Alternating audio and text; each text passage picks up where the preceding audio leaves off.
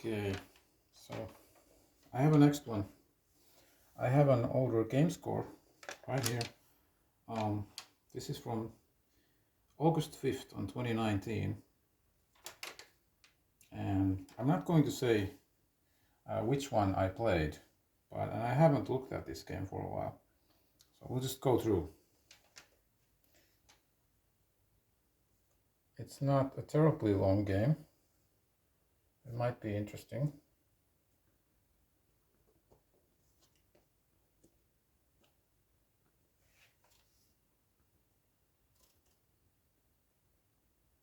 Might play e3 here.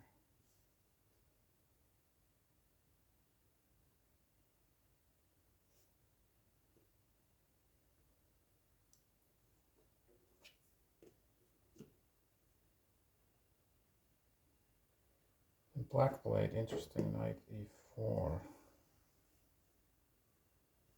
Which white took.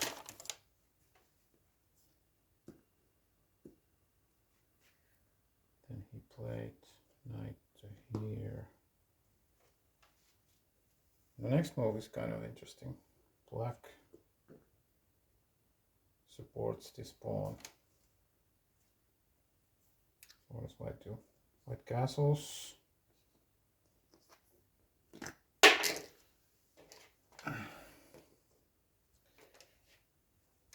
And black develops.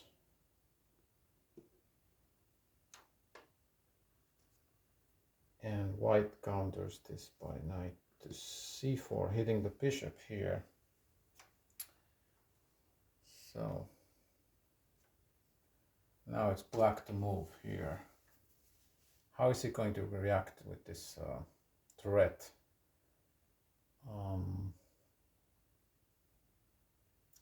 There are several options here for sure. What do you think what happened here? So I can tell black, based on the next move, black did not want to exchange his bishop for the knight. So that's a clue, okay? So black took the bishop and exchanged it for the pawn. White's pawn on h2. Well, white sees no other move than taking the bishop here. Otherwise he would lose some material. Then black had a logical following, queen h4. White only move, go back. And now black made the castle. So what we have here is bishop sacrifice with some initiative, and of course we have this control here. And what did white do? White made a developing move, bishop to d2, and black replied, further developing rook to f6. Then white wanted to open some further development, and he played a very interesting move, f4. This kind of move is either it's good or it's bad. Well, of course black didn't really want to take here en passant, because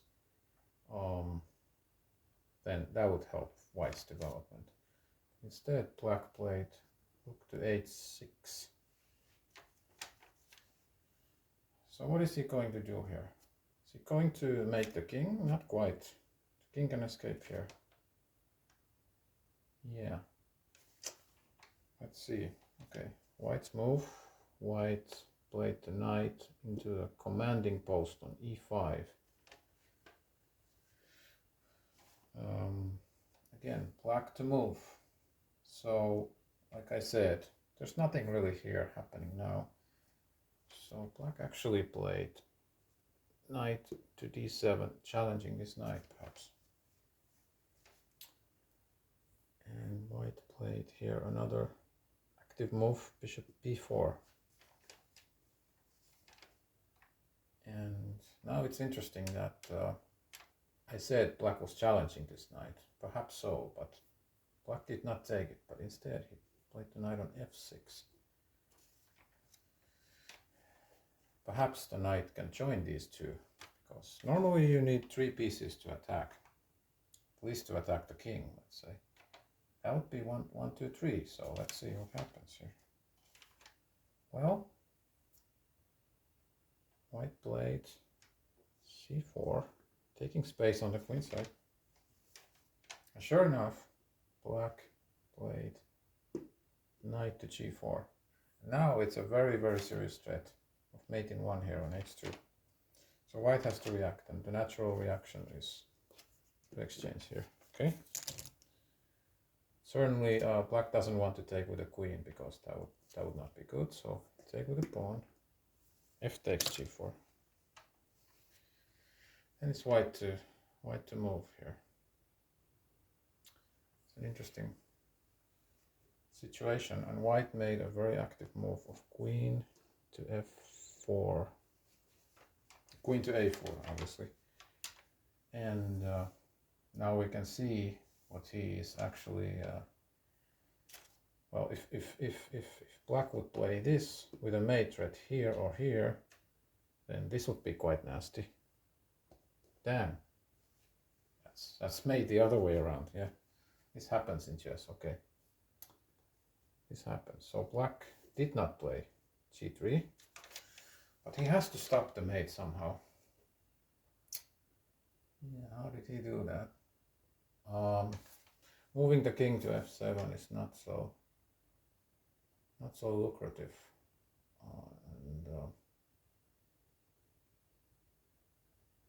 yeah. Well, black actually played a funny move here, kind of interesting move, which does stop the mate, but it's a little bit surprising move.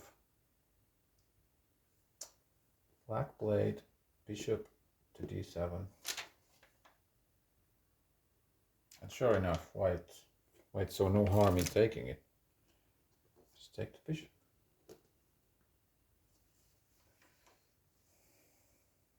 Now the thing is that now black bought some time, because now this back rank is guarded by the rook, and now black played g3, again threatening the mate on either square here. Well, yeah. So what is white to do here? It seems white cannot really stop the mate, except he can. Well, he took here with a queen. Now yes, this looks quite desperate, but okay. Black. Did I say I? Okay, I guess I played black, so black took on e6. There is a way to stop the mate here, so I played rook e1, and I played rook h6 back. Now there's another mate threat. Okay, king f1, and now so if the queen goes here, the king can escape here. Material is well, white has 2 pawns, two pieces for the queen. So okay, you can say black is winning, but do you want the king escape? Not really. So I actually played queen to g4. This stops the route, and this is guarded, so the king cannot hide. And now there's another mate threat here. So the only way to stop it for white is the king come back here on g1. And how are you? How to continue here? Now, if you go back with the queen, the king will just go back. So okay. So the rook can go here on h2.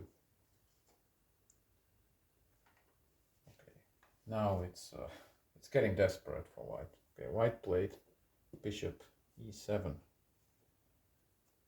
and well, black continues the attack by queen h5. That is a very strong attack. Now we can see why white played this computer-like move bishop e7, because he actually played it here instantly. It says instantly. Bishop h4. Okay. this delays the inevitable. So it's a computer stuff. Rook takes h4, white plays t5, and the last move of the game is rook h1. Okay. So there was some